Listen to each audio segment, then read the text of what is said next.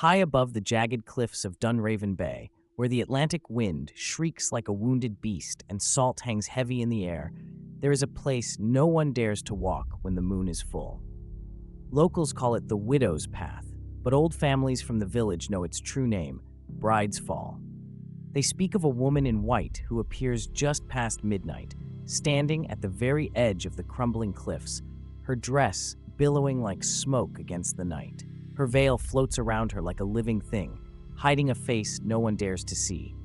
She whispers a name, Reese, over and over again, her voice softer than breath, but always heard as if it's being whispered right behind you. No matter how far you stand, it reaches your spine. The name never changes, and it never stops. Long ago, before the bay was a tourist postcard, before the ruins of the manor sank into ivy and ash, there was a wedding that never happened. Ira Llewellyn, daughter of a noble Welsh family, was to marry a young lord from across the sea. He arrived with riches, promises, and charm, but on the morning of their wedding, he vanished. No note, no trail, only the cold silence of betrayal. Some say he was cursed, others claim he was taken by the sea. Ira waited until dusk. Dressed in white, with flowers still clutched in trembling hands, she climbed the cliffs, stepped past the last stone, and fell into the screaming waves. Her body was never found, but from that night on, she began to appear, first as a fog, then a shadow, then a full figure in silk and sorrow, whispering his name into the night that refused to forget. Witnesses speak of strange things. One hiker claimed he followed the sound of weeping and woke up at the very edge of the cliff with no memory of how he got there. A local teen saw her from the road and hasn't spoken since. He just stares at the sea, lips moving like he's praying or repeating something he heard. The police? They don't investigate those calls anymore. Just the wind, they say. But their eyes betray fear. Even the lighthouse changed its beam to avoid shining on the cliffside. Something about it angers her. And that's the part that chills the villagers the most, because lately, the bride doesn't stay at the edge. Her figure shifts closer with each full moon.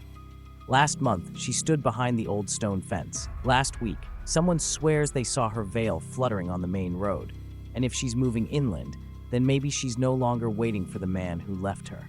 Maybe she's looking for someone new. Deep in the heart of the Black Forest, where trees grow so thick they strangle the sunlight and the air smells of damp earth and forgotten things, there is a silence that doesn't feel natural.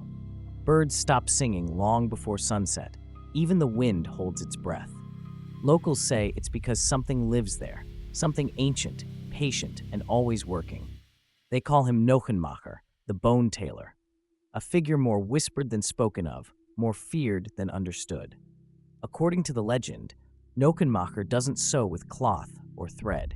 His garments are made of skin, his threads spun from sinew, his patterns traced in blood. And his victims, they're the ones who stray too far into the forest, following paths that weren't there the day before. No one knows where he came from, only that his workshop moves. One day, it's a hollow tree with rusted needles hanging like wind chimes. The next, a cottage of stitched bark and bone, its windows dark and watching. Those who've seen him and lived tell of a tall man with sunken eyes that drink light, fingers impossibly long, tipped with cracked nails, always holding a needle that glows faintly, no matter how thick the dark. His coat is perfectly fitted, stitched with precision no human hand could match. But the seams pulse, and the stains that mark it? Too red, too fresh. They say if you hear the sound of thread being pulled through flesh, slow, deliberate, wet, you must leave immediately. Not run, just walk, fast, without turning around. If you look back, he'll already be behind you, measuring your shoulders. The forest holds evidence of his craft. Travelers find mannequins hung from the trees by silk made of something they can't identify. The mannequins wear jackets and dresses so lifelike they rise and fall, as if breathing. But no one has ever found a body, only the clothes. Tailored with such precision, it's as though the skin was made to fit them, not the other way around. Some believe Knochenmacher is still searching for his perfect design, a masterpiece that requires not one, but many, a symphony of parts. Others say he once sewed a garment so cursed it ripped the soul from the wearer, leaving only the shell. And now he must continue, or be unraveled himself. So, If you ever walk the Black Forest and hear the faint tug of thread, or find a perfect coat draped over a log with no footprints nearby, don't touch it. Don't linger. Because the tailor doesn't need to chase. He only needs you to stand still long enough for the first stitch. In the shadowed hollows of the Scottish Highlands, where mist rises like breath from the earth and swallows the hills whole, there exists a silence so profound it feels wrong.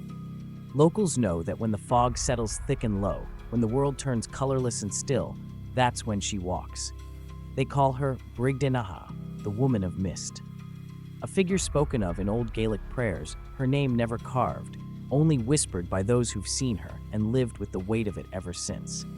Her arrival is always the same. The fog thickens, the air turns still, and then the sound. Chains. Not clanking iron, but something heavier, dragging through wet grass. Chains no one can see, pulled by something that shouldn't move like a person, yet does. Her shape materializes slowly, as if the mist itself is giving birth to her, and when she fully forms, her gown looks sewn from the fog, trailing behind her like a living shroud. And her face, pale as death, eyes blank, pupilless, as though staring through this world into one far colder. Legends say she was once a priestess, high-born and trusted, who led her clan into the arms of death. No one agrees on what she traded for their lives. Some say knowledge, others say power, but all agree on what followed.